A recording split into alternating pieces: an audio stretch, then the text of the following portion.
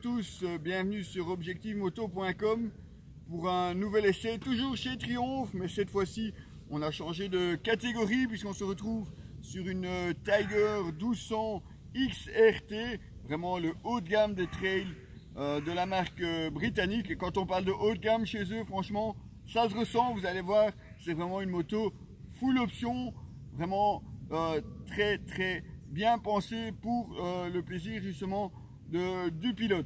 Malheureusement, on avait normalement prévu de vous présenter cette moto à notre balade annuelle des 500 km. C'est devenu maintenant une tradition. Malheureusement, mon vieux Garmin a décidé de n'en faire qu'à sa tête. Il est impossible de rouler en l'utilisant. Il vide carrément la batterie de la moto. Allez savoir pourquoi, on ne sait pas.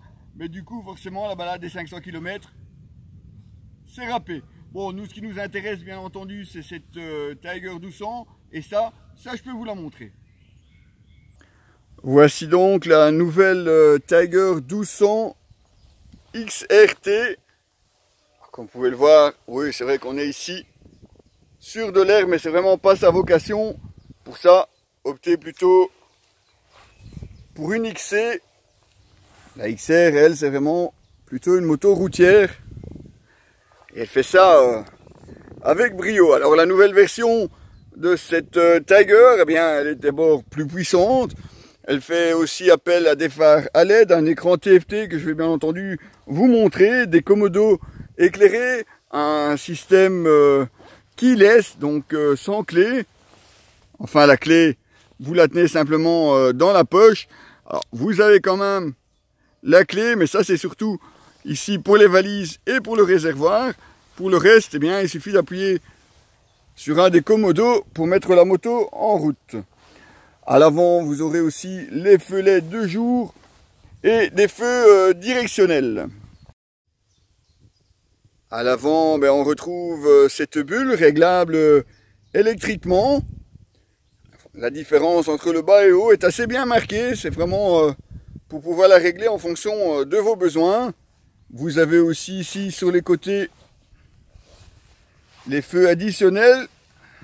Commande toute simple aussi sur un des commodos. Alors la bagagerie, elle par contre, est en option. Ce qu'on voit moins bien, mais parce qu'il est un petit peu caché justement, c'est ce silencieux avec une très belle sonorité.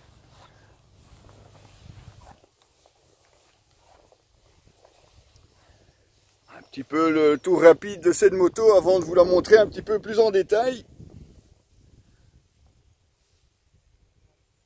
Commençons tout simplement par ce moteur. Et oui, 1200, 3 cylindres, mais surtout 141 chevaux à 9350 tours minute. Et surtout un couple de 122 Nm à 7600 tours minute. Avec 6 modes de conduite différents. Il y a franchement de quoi adapter la moto en fonction de vos besoins ou de votre plaisir. Vous avez bien entendu le mode pluie, le mode route normale, mais vous avez aussi des modes sport, mode enduro ou mode personnalisable, où là vous choisissez vous-même sur certains paramètres. Vous aurez aussi noté le cardan, c'est toujours un atout supplémentaire dès qu'on parle de moto de tourisme. Alors bien entendu c'est pas nécessaire, mais franchement c'est aussi un grand plus, question confort et utilisation.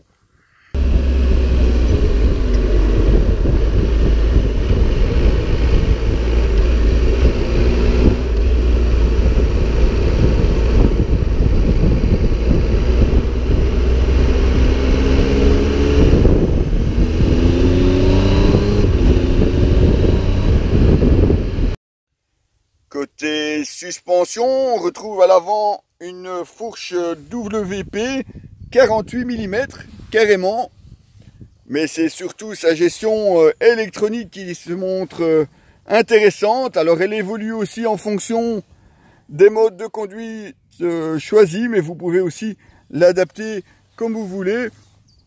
Et ça aussi tout simplement avec un des boutons au commodo gauche de quoi aussi adapter la conduite en fonction de l'état de la route ou de simplement ce que vous avez envie. Côté freinage, on retrouve du Brembo avec deux disques 305 mm à l'avant. Comme vous pouvez le voir aussi, des étriers monobloc 4 pistons. Alors qu'à l'arrière, vous avez aussi juste derrière la splendide jante bien dévoilée forcément, puisque vous avez un cardan et un monobras. Vous retrouvez un disque arrière de 282 mm. L'ABS, lui, est aussi configuré de façon à réagir différemment en fonction de l'inclinaison de la moto, pour justement avoir une réaction différente si jamais vous êtes en tournant et que malgré tout vous avez besoin de freiner. Et je dois dire que de ce côté-là, aussi bien les suspensions que le freinage sont vraiment à la hauteur des espérances. C'est vraiment une moto qui se montre à la fois confortable, mais qui permet aussi de pleinement profiter des 141 chevaux de son moteur. Là, je dois dire que Triumph a fait du bon travail, franchement. C'est vraiment une moto qui est très agréable à piloter. Toujours côté des aides à la conduite, on notera aussi l'anti-patinage ainsi que l'anti-recul. Ça, c'est pour vous aider justement si vous devez faire un démarrage en pente. Alors forcément, ce qui attire aussi l'œil directement, c'est ce tableau de bord entièrement digital, un écran TFT. Alors comme je vous le disais, il n'y a pas besoin de clé, d'ailleurs il n'y a pas de contacteur. Vous avez simplement ici à appuyer et vous allez voir le tableau de bord qui va se mettre en route. Tiger, on ne peut pas le rater. Donc ça ici, c'est simplement un des modes choisis. Je vais vous détailler aussi ces commodos qui sont assez nombreux malgré tout, hein. Donc vous avez forcément ici de quoi mettre d'abord le tableau de bord en route, le moteur, la même chose pour l'éteindre, le bouton Home, c'est simplement pour revenir sur le menu de départ. Vous avez les warnings ici au-dessus et vous avez même encore un bouton ici à l'arrière. Bien, ça c'est simplement pour bloquer le guidon quand vous arrêtez quelque part. Et oui, pas besoin non plus de bloquer avec une clé.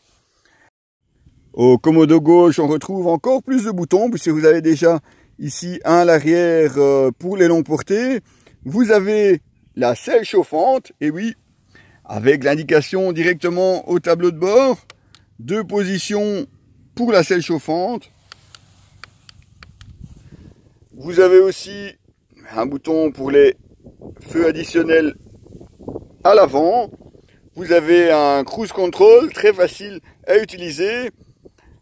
Ici, simplement pour l'éclairage, ça c'est plus traditionnel. Vous avez également les poignées chauffantes, réglables aussi sur plusieurs niveaux. Vous avez même 3 niveaux pour les poignées chauffantes.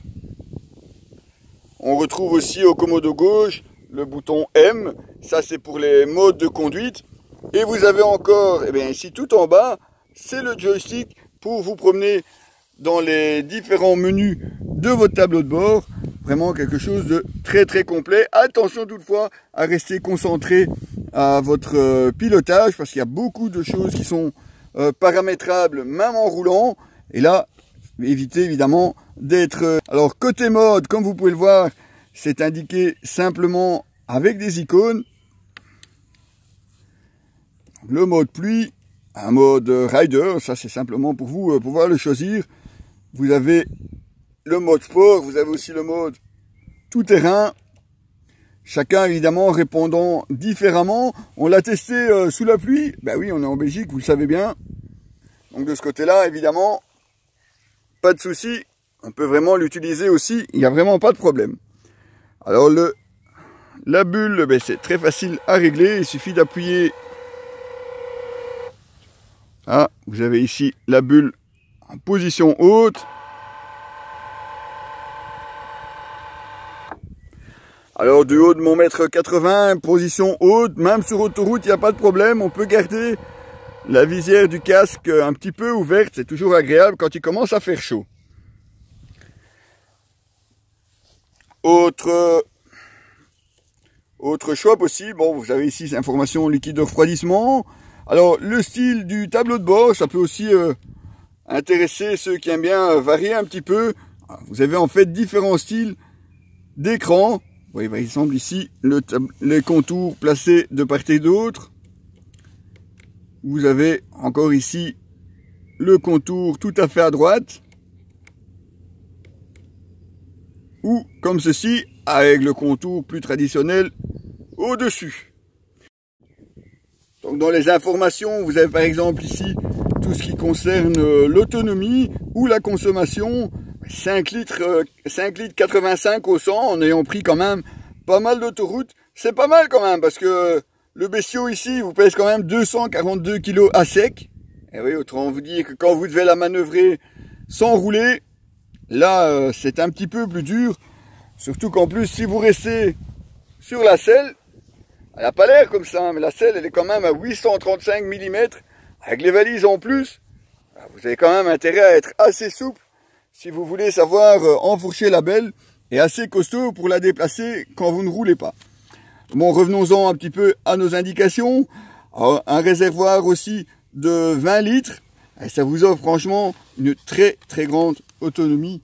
On a fait 260 km avant d'allumer la réserve et il nous donnait encore 60 km d'autonomie. Donc largement plus de 300 km. Vous avez aussi des informations forcément sur les tripes, trip 1 ou trip 2. Tout ça très facilement. Vous avez aussi le menu, enfin du moins le menu rapide pour les suspensions. Et vous savez simplement choisir, comme je vous le disais, un peu plus sport, un petit peu moins, un peu plus confort. Et tout ça simplement avec le joystick au commodo gauche. Voilà donc une semaine passée au guidon de cette Triumph Tiger 1200 XRT. Une très très bonne semaine, un très très bon essai également. Alors on n'a vraiment pas été gâtés. Enfin on a été gâtés et pas gâtés parce qu'on a vraiment eu toutes les possibilités de météo. On a vraiment eu du beau soleil, ce qui nous a permis de tester le mode sport et d'en profiter. Mais on a eu aussi beaucoup de pluie, vraiment beaucoup de pluie ici fin mai, début juin. Et là aussi, on a simplement utilisé la moto. Elle protège très très bien aussi. Bon, les protège-mains, la grande bulle forcément, le fait d'être assis un petit peu plus haut aussi. Donc de ce côté-là, franchement, une moto très polyvalente et qu'on peut utiliser vraiment toute l'année. Là, de ce côté-là, il n'y a pas de souci à vous faire. Si vous cherchez une moto et que vous roulez beaucoup, cette Triumph Tiger 1200 est probablement un des modèles à mettre sur votre liste. Toutefois, reste quand même à débourser les 19 950 €. 19 950 €, on n'est pas loin des 20 000 € sur cette moto. Et là, oui, ça reste un fameux budget.